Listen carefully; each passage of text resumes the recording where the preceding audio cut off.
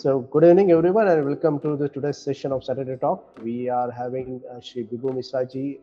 Again, this is the third time he is delivering address in this Saturday Talk series. So actually it doesn't need an introduction as such, but for quite few who may be joining this session for the first time or listening to him first time, a little brief about Bibhu Mishra ji. Bibhu Mishra ji is currently working as an advisor with Hindalco Industries, which is a part of Aditya Birla Group. Today, I'm going to talk about a very interesting topic. It's called business execution. We all know that the companies, they start with some strategy.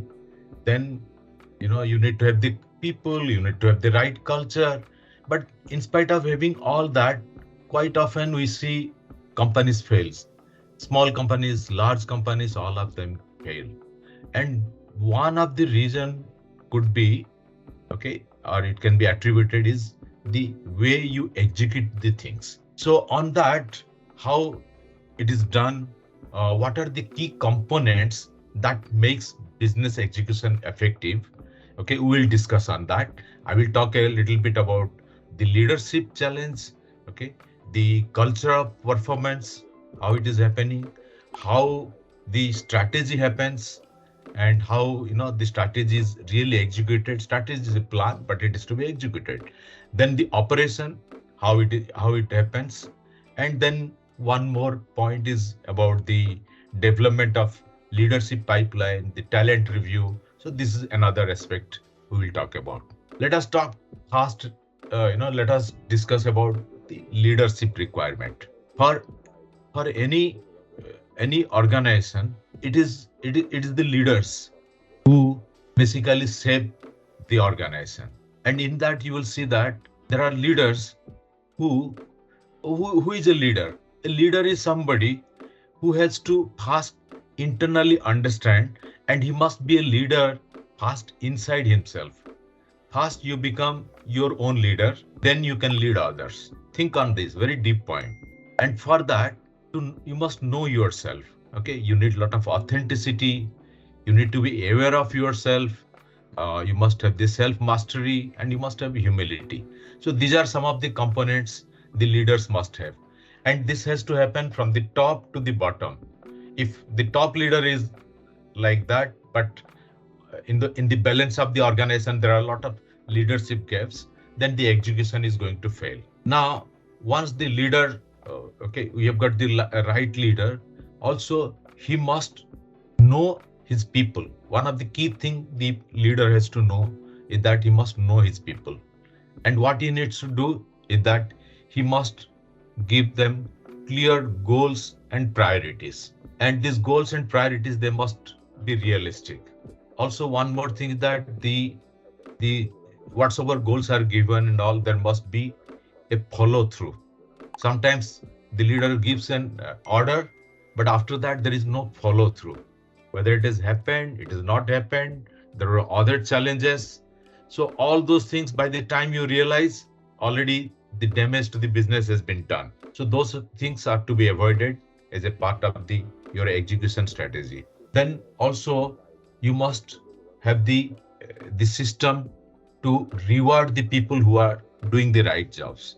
So these are some of the aspects of leader. And the leader should also make sure that you have got the right people in the right job. So how do you know that the right people are in the right job? So you must go through some of these things. You must see that the people who are there for doing various tasks, they are having the right level of knowledge.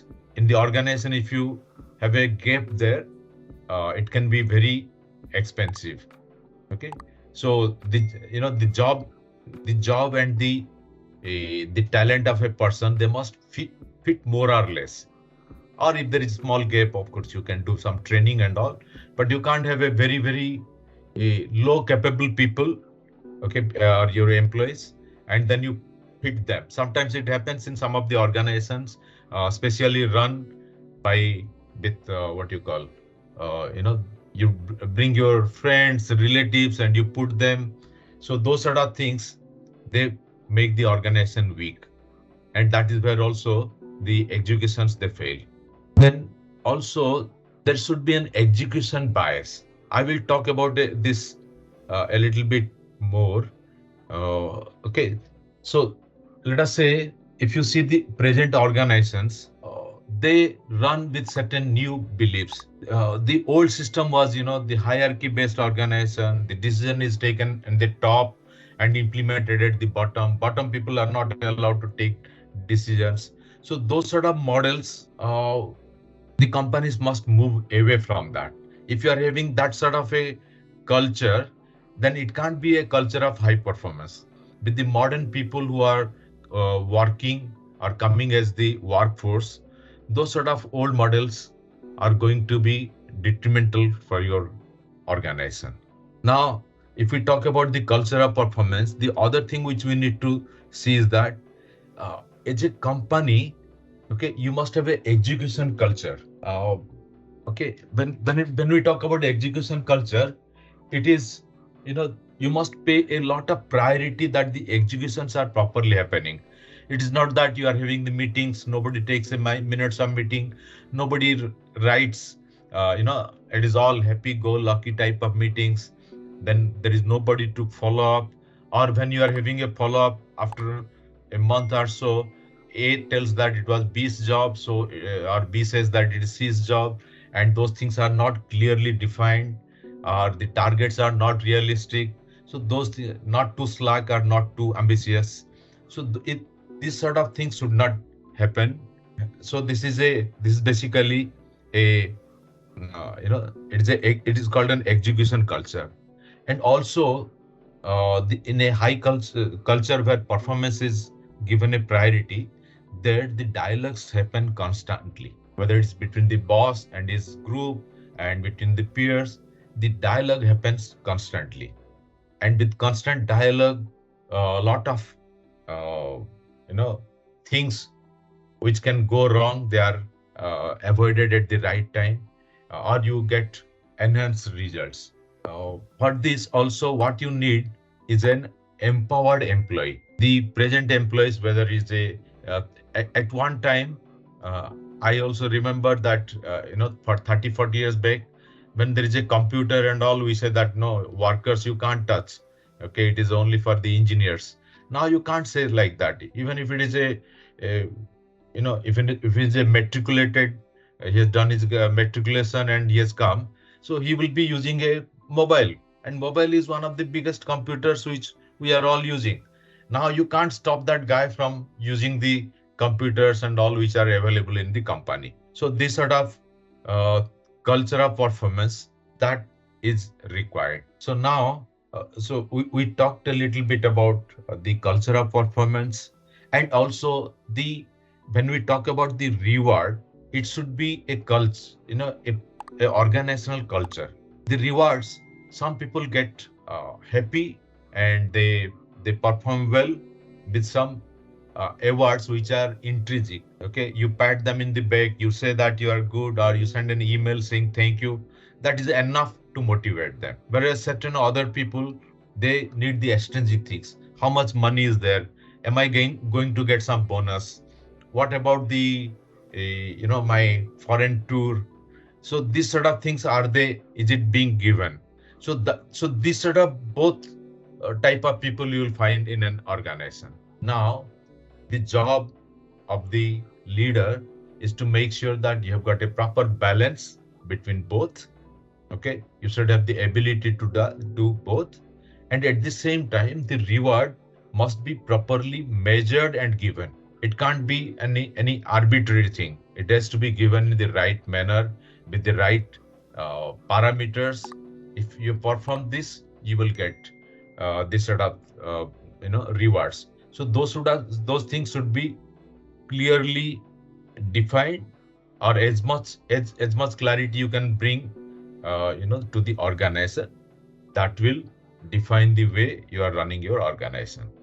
On this, one without one of the famous person had told, without strategy, execution is aimless. Okay, without execution, strategy is useless. So execution and strategy, they go hand in hand, and having frequent or strategic reviews, they are very important. Okay, and in the strategy reviews, sales, marketing, leadership, plan for customer, all these things are at least to be reviewed from time to time. And of course, one more important thing which we need to focus on, okay, is the operation plan. Okay, so in an operation plan, basically, you need to have your assumptions. Okay, what are the assumptions you are taking? Very clearly defined assumptions, and you need to have the budget. What are the contingencies, the sales, margins, cash flow, cost? All these things should be a part of the operation plan, where you need to have the set targets. Okay, then develop the action plan, and also have the plan for course correction if things don't go as you have planned. But again, when it comes to a review of this, which you need to do, okay, some of the things you need to do is that many companies, many small companies, I have also observed, they don't do a regular operation review. An operation review must have at least three, at least four, minimum four. A monthly is the best. Many of the big companies where I have worked, we used to have a monthly review. Every month you need to review the operation, and based on that, of course, there will be quarterly review, and then there will be annual review, and the next year's budget and all that will happen. But at least four reviews per year. Less than that is not acceptable. Okay. Then you need to have, when you do these reviews, quite often you will see that the reviews don't follow with a proper follow-up plan. The follow-up plans are not strong enough, not well defined, and that is where a lot of executions fail. Sometimes, let us say you decide that to improve the operation, you need to do an capex, and the capex plan happens once in a year. So now everyone decide that they will wait till the capex plan happens after 1 year, and then everyone forgets. So now when the capex plan happens, then people forget about this, and then after that capex plan is approved and all. After that, again this problem reappears, and at that time people say that, look, we didn't do that capex, we forgot. So some many such things bring in lot of inefficiency to the organizations. So having a right follow-up plan is important, and it must be your operation plans. There must be they must be having the right ideas, right numbers, and some of these operation plans, the person who does the reviews, he must have that ability to ask questions like Socrates. I hope you all know about the Socrates way of asking questions. If not, you can Google.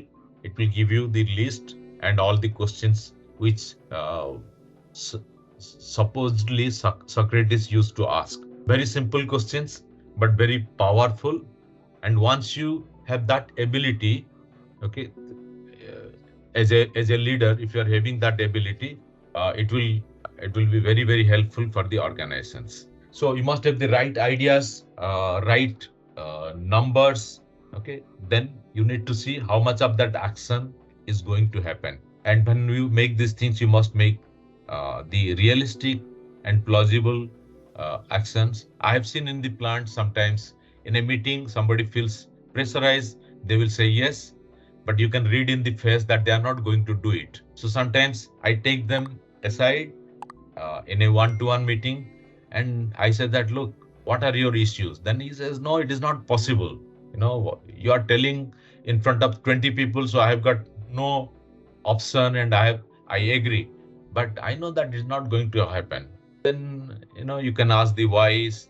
Maybe the union is not letting some of the things happen, or some of the operators, their workload is going to increase, so they are not going to do. So the guy will have some of these concerns. So think about you as a leader. Okay, you must have that humility and the authenticity. With that, you need to deal with these problems. You need to go with that person, support him, and then you need to find the real way, how you can resolve these issues. So if it is not plausible and realistic, then these plans will, you may have the plans, but nothing will happen. So okay, so these are some of the key areas on which a leader has to work and the organization has to do. One more point I will discuss. Okay, maybe this will be the last point almost. Okay, so this is the development of the talent review. Many companies I see, they talk about the talent review, they talk about in HR meetings and all, but when it comes to the reality, the talent review is not that great. In some big companies I have seen, some of the large companies, the talent review, the leadership development pipeline, they happen, but also not very efficiently. But I believe that if you do these things on a systematic manner, and if you are 50 to 60% successful, then also you are a good company. Still, you will be far ahead of your competitors. So, what are these talent reviews? One of the very tough thing, and I think it is where I've seen many Indian managers or leaders, they fail, is the non-performers. They don't know how to deal with the non-performers. The first thing, they don't know the KRS, how the KRS are to be set, how the non-performers are to be addressed, how they are to be told. So, and then once somebody is non-performer, how you need to deal with them. Okay, it is the long term, it is the big organization which has to survive. And if some of the guys are not performing, then you need to deal with them. You just can't let these rotten apples spoil the whole basket of apples. So you need to deal with them. Now some of the okay now HR link.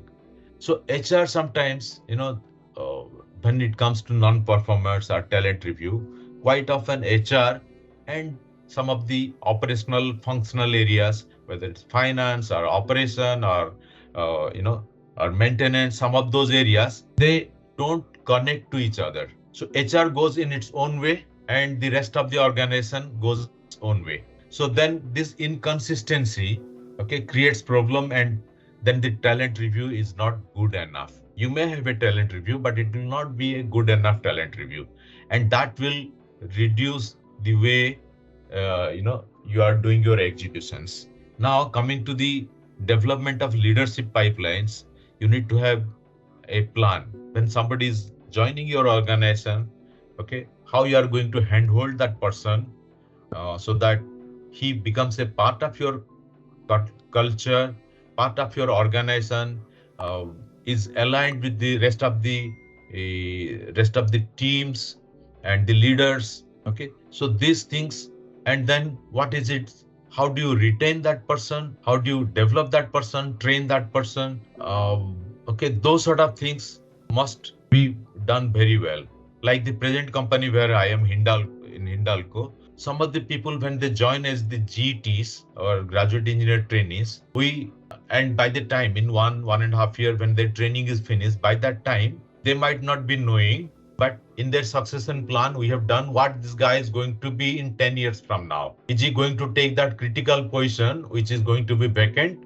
So for the critical position, there will be somebody who will be ready immediately to move in. If this critical guy resigns today and moves out, whom we can put in his place? Then there is somebody who is getting prepared, and he is maybe 2 to 3 years down the line, and so on and so forth. And some of the GTs, they are planned for 10 years. We know that in 10 years he's going to head the maintenance function of this, or as a finance guy who has joined, in 10 years he will be heading the taxation part of this business, aluminum business or copper business. So those things are planned. So that sort of planning is very important for the organization, and also to develop the people, because accordingly you can train them, you can expose them to the right things, and they can be developed. Okay, then okay, so this is one area where I see maybe I think all the big companies, they are doing very good, but I've seen some of the small companies, they really don't put enough time. This leadership pipeline for Hindalco. So our like for a company like this, our managing director and the CHRO, head of HR. So these two people, they do at least 2 reviews every year. That is the minimum. Normally it is 4, but minimum 2 reviews are happens for the whole organization. It is a massive task, but with this task, what happens? You question about your people, how they are doing, have they moved, laterally, are they building their ability, how that ability is going to translate into the organization stability. So these are some of the areas where the talent review and the development of leadership pipeline helps an organization. So, okay, in conclusion, I will say that business execution has quite a lot of aspects, lot of things to be done. And once all these things are happening, it is like a smooth sailing ship. Imagine a ship which is in the ocean and it has got so many areas, so many functional areas. You know, you can fail if your finance fails, your marketing fails, anything fails. Okay, the organization going to sink. If your people they leave the organization, some of the key people, you've got a big chance that your organization is going to fail. So there are plenty of things which can make an organization go down. So key is that with a proper balanced and very systematic execution, okay, you can build a virtuous cycle. And this virtuous cycle will start from maybe culture, strategy, and people. But again, with the right execution, it will make sure that the organization lasts for a very, very long time. Thank you. Sir, I wanted to understand how you shift the gears, or rather, how you increase the speed of execution as you move from one stage of the organization to another stage of the organization. There would have been a certain inertia set. Now you need to take it to either a capacity is increasing, or efficiency has to increase. Something will be there. So how do you take the same set of people from say the lower speeds to a much higher speeds, while you are also adding newer resources? Yeah. So see, if you see as a company when it starts, it will have maybe the CEO is the guy who is also driving the vehicle. Okay. So or running the machine. Even I have seen some of the think about Vedant, one of such a big company, and the number two in Vedant, Naveen Agrawal, he used to pull the wire rods because they were having a very very small, not so automatic machine. So he used to pull those bars like an operator. So you start somewhere there, but with lot of training and all, you need to. So as the organization is growing, you need to separate it function wise. So maybe the CEO in the beginning is doing all the finance and recruitment, everything. So as the organization growing, you need to bring in the more functions and more layers. So when I say layers, I'm not meaning the layers of the old way where you say that, look, now I have become the big boss, I will sit in the corner office. Not that sort of layer. A high performance organization with the right layers. So you bring in the people and lot of training. Sometimes you need to see, you will see that the rate at which your organization is growing, your people can't grow, because the way people are growing, there is a limit. So in that case, you'll have to hire the people who are available outside. That sometimes brings lot of bitterness. Somebody says, look, I built this company by putting last 5 years of hard effort, and now somebody has come as the head of the finance. Okay, but that is a reality. That is something as a leader one has to manage, because as I told, right people on the right job. So that is one of the building block, and we need to keep on doing that way. Is that giving some more clarity? Generally, what happens that your model may work for big organizations, profit making organizations who have got cash also, who have got vision also, who are successful also. There are chances that some organization will be at the brink of collapsing or making some loss, and they want to retain the employee. They are not able to pay the salary in time. They are not able to pay things in time. Do you have any model for such kind of company which is basically can give tips to leader to retain the employees? Because it's a very challenging situation for many startups, many new companies to motivate. I mean, if if things does not motivate, then people leave the company. How Yeah, to yeah. meet that situation? See, startup is a very tricky business. Okay, I think running. Think about this. I was giving you when I talked about the big ship. So a big ship has got a very high ability to survive a storm. Okay, whereas a small one has got a big chance of getting drowned. So if you see a small company which is as a startup trying to grow, uh, many all these things we talked about. Let us say we talked about the cash, we talk about the revenue growth, market share. Any of these things can go wrong. Either it could be a, a strategic mistake. Okay, maybe you came to a thing which didn't work, or your people are not able to do the right execution and all, or you are not having the right, you thought your growth is going to be X, but it has remained 50% of X.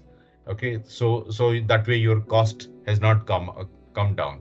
So you'll have to look at what is going wrong, and then you'll have to correct, because it's very difficult to give a common solution. But definitely, if you are doing a very good execution, you are having very good leaders, you believe, and you have put your systems.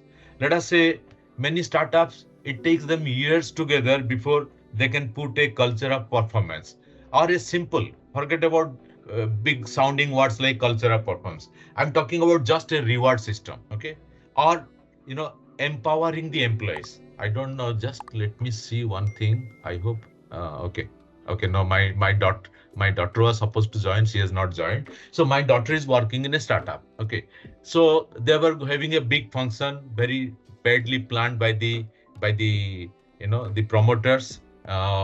Okay, and the last moment, as an employee of that company, my daughter had spent all her money, because immediately they are going to have an important function, and then she had to spend all the money because it was very badly planned and all, and she thought that it's responsibility to do it. So she did all that, and after that the promoters and all, they came and told, but how can you did, it's very fine, but you didn't take all the approvals. So had she taken all the approvals, they would have missed the function. They couldn't have done it. So what has happened here? Some of the empowerment has not happened. And because the empowerment has not happened, it looks very trivial. It looks, maybe the other company is not having empowerment. In my company, I'm having. But go and look. You'll find that maybe the empowerment has not happened. And then maybe the organization is not able to grow. So some of these things you'll have to go and work and find it out, and then you'll have to make the remedy. As you were telling, there cannot be a single solution because the situations are very complex for startups, because there are n number of reasons for the funds flow getting stuck into it. So I think one thing is that what I generally feel is any startup should have some wisdom, not just technology or a knowledge sense, then they can balance. Otherwise, they don't know where they are stuck. Which bet them they don't know, they'll be falling flat. That is what we could see. Yeah, think about an area. Let us say you are a great guy, you have got a great idea, and you are starting a business. Suddenly there is a tax related question or query or some challenge. Then you went to the your source, who is a average to below average tax consultant, and he gave you an opinion, and you thought it is all right, and you implemented it, and you decided that paying that tax is not important, or or you have sent a reply and you think that that reply is all right, and then the matter has remained dormant.